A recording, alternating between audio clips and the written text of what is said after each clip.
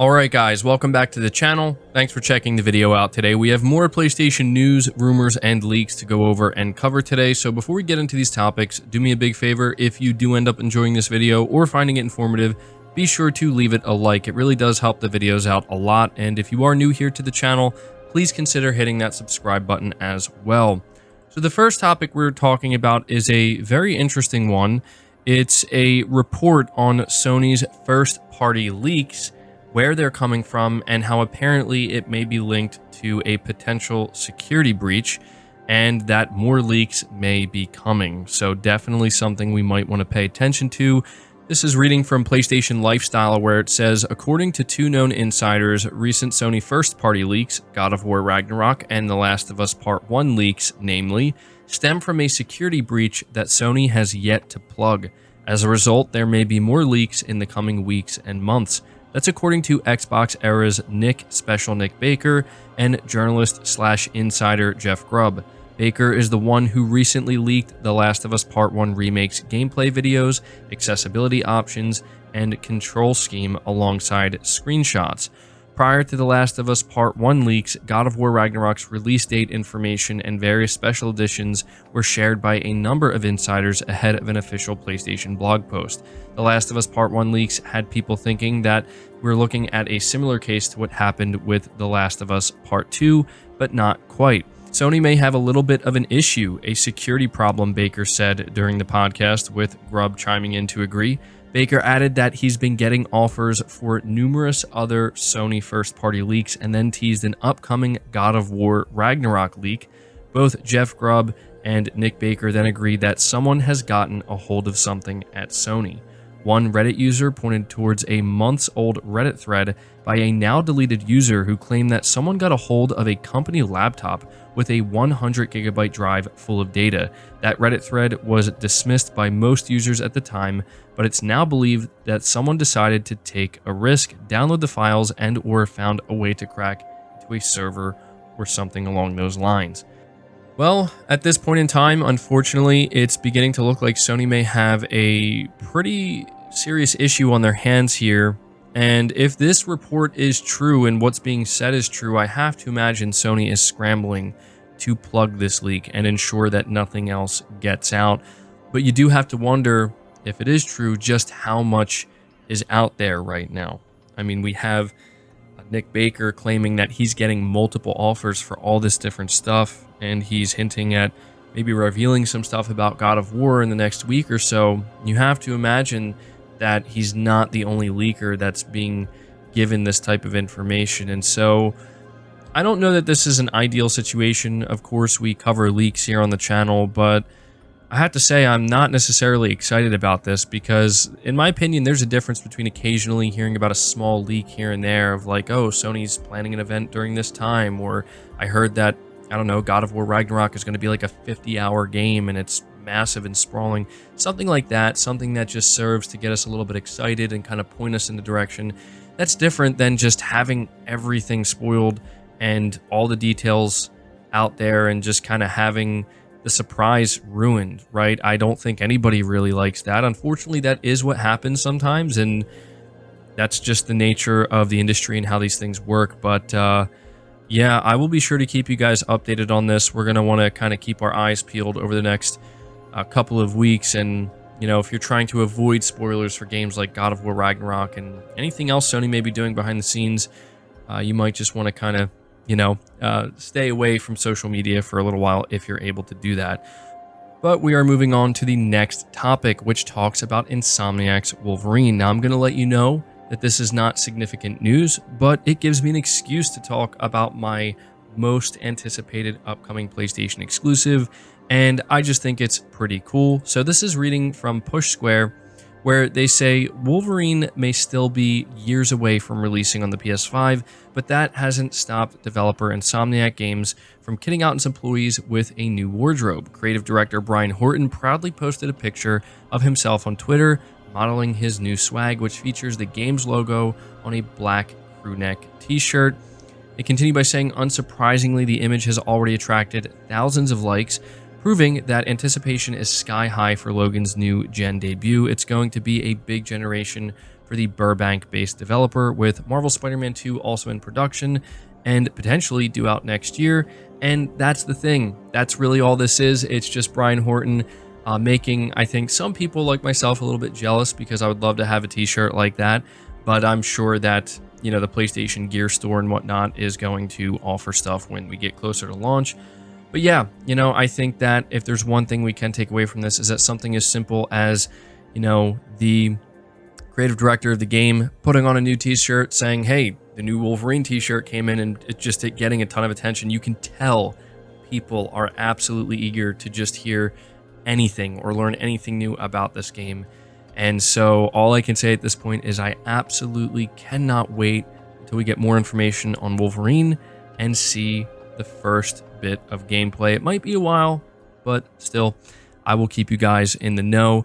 And I think that this segues us nicely into the next report, which talks about another Marvel game, a Marvel single-player open-world game, that being a Black Panther game, being developed by not Insomniac, not Sony.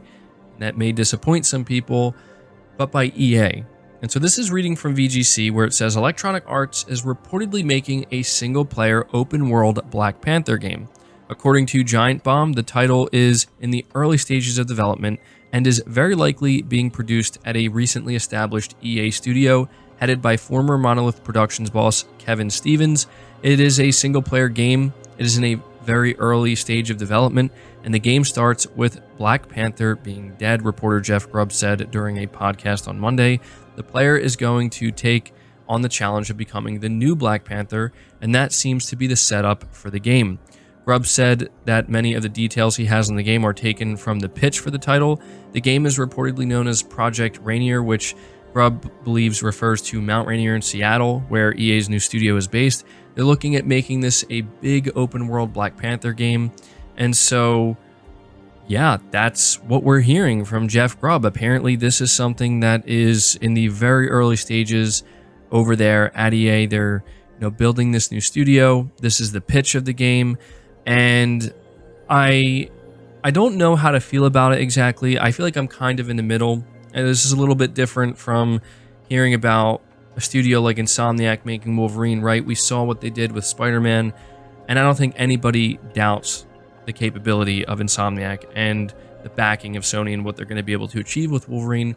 I feel like with EA, people are definitely feeling a little bit more nervous and a little bit more apprehensive, but I mean, you know, an open world Black Panther game, I feel like that's something a lot of people right off the bat are going to be very excited to hear about. And we know that EA hasn't been, you know, completely dropping the ball with single player games based on, you know, big IP. I mean, if you look at the upcoming, you know, Star Wars Jedi Survivor and what they did with Fallen Order, you know, that was a great game. And I think that if they can kind of, you know, maintain that type of quality and really take care of what they're doing with this game, it could turn out to be big. And it also lets us know that, you know, Marvel is not just sticking exclusively with Sony here. I remember that there were some conversations being had as to whether or not there was going to be like a Marvel gaming universe set up, and they still could be striving for something like that, but I don't necessarily know that they would be able to do that successfully across different video game publishers. So yeah, just something to kind of take note of here. But at this point, I'm definitely going to be interested to hear what you guys have to say. What do you think about an open world Black Panther game coming from EA? How do you feel about that? Moving on to the next topic, we have some good news for the PS5 as well as Horizon Forbidden West specifically.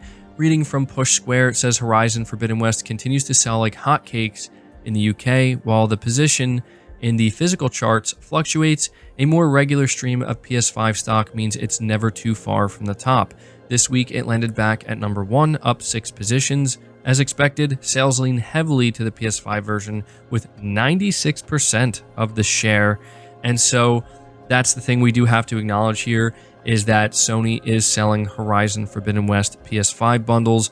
So pretty much every time a PS5 is sold, a copy of Horizon Forbidden West is sold with it. And I do think that's a good thing, because I have to imagine that anybody who is picking up a PS5, even if it's not a game you're really interested in, or maybe not the reason why you bought a PS5, you're likely to at least try it out. And, you know, most people, I would imagine, would be pleasantly surprised by like, oh, this game's actually really good, you know? I didn't even know what it was, but it came with my PS5 and I'm really enjoying it. But nonetheless, it's great to see that Horizon is still, you know, kind of getting in the hands of a lot of gamers here. And when you do look at the charts, it is sitting at #1. And so it will definitely be interesting to hear what Sony may have to say about Horizon Forbidden West sales. They haven't announced any sales data so far. I would assume at some point in the future they will, and I'll definitely be curious to know what those numbers look like. Moving on to the next set of topics, we're talking briefly about The Last of Us once again, because Neil Druckmann recently shut down the rumor that some new Last of Us skins were making their way to Fortnite. And so this was kind of random, but it says here from Push Square, Naughty Dog co-president Neil Druckmann has poured cold water on the rumors that popular characters from The Last of Us would be appearing in Fortnite as skins in the near future. Speculation began over the weekend after apparently prominent Fortnite leaker Shinna tweeted that skins of Joel and Ellie would be available in the Battle Royale title in September. They then deleted the post once Druckmann quote tweeted them saying, "Love me some Fortnite, but there are no plans for this false rumor." So yeah, I figured I would let you guys know about this because apparently the individual who was leaking this information has been correct before about stuff when it comes to Fortnite. And when you consider that Sony has been putting more of their characters into games like Fortnite, I mean, Aloy with Horizon and Kratos for God of War, I could see them actually doing this with Joel and Ellie. Would be a little bit more surprising though because of how kind of grounded The Last of Us is, but apparently, if Neil Druckmann is to be believed, it's not going to happen. But continuing to talk about The Last of Us Part 1, apparently it's going to be launching on PC very soon after the PS5 release. So we have Naughty Dog's senior environment texture artist replying to an individual on Twitter who says, "Super hyped to see any Last of Us on PC. Getting a nice upgrade with it is more than welcome, and I'm super hyped. Amazing work, guys." And the Naughty Dog artist replied by saying, "Glad to hear your hype, man. PC version should come out a bit later, but very soon after the PS5 release." So he doesn't give an exact date. And so, you know, he's pretty much just confirming once again that it's not a day-and-day launch on PC, but it's going to come shortly after. If I had to guess, I think a 3-month window is maybe a safe bet. Could be 6 months. But if he's saying very soon, I don't expect it to literally be like 30 days later or anything like that. But I think, you know, maybe sometime in December or January, that I think would make a lot of sense. In fact, I think January of 2023 is probably the most likely time. So there you go. I wanted to give you guys that update. Next up, we're talking about Hogwarts Legacy, a game that I know many of you are very excited for. Apparently, the Collector's Edition contents have leaked out. Reading from PlayStation Lifestyle, it says Hogwarts Legacy Collector's Edition and Deluxe Edition contents have apparently leaked. Internet sleuths found hidden files on the official Hogwarts Legacy website, and Reddit user BattleBR managed to extract the aforementioned details from them. This leak comes nearly a month after the game's pre-order bonuses were discovered in the same way. You'd think Avalanche Software would have learned something from that last one since it updated the website's source code after the discovery, but here we are. And so without further ado, this is what has been discovered. With the Collector's Edition, you get the base game, the Thestral Mount Dark Arts Cosmetic Pack, Dark Arts Battle Arena, Dark Arts Garrison Hat, 72 hours early access to the game, a Kelpie Robe, Steel Case, Floating Ancient Magic Wand with Book.